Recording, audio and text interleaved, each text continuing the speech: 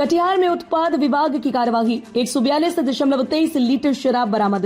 दुर्गा पूजा और अन्य आगामी त्योहारों को ध्यान में रखते हुए मद्य निषेध विभाग ने कटिहार जिले में शराब माफियाओं के खिलाफ विशेष अभियान शुरू किया है।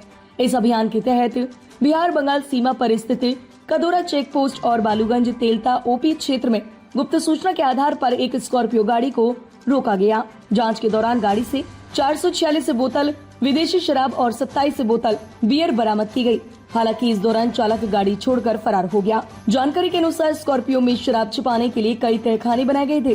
कटिहार उत्पाद अधीक्षक सुभाष कुमार सिंह ने बताया कि बरसोई उत्पाद विभाग की टीम ने गुप्त सूचना के आधार पर यह कार्यवाही की, जिसमें कुल 142.23 लीटर विदेशी शराब बरामद की गई। विभाग की इस कार्यवाही से शराब माफियाओं के खिलाफ सख्त संदेश जाता है।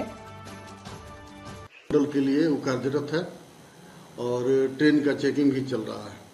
इसके अलावा 2 मद्य निषेध थाना है, एक बरसोई और एक कटिहार में।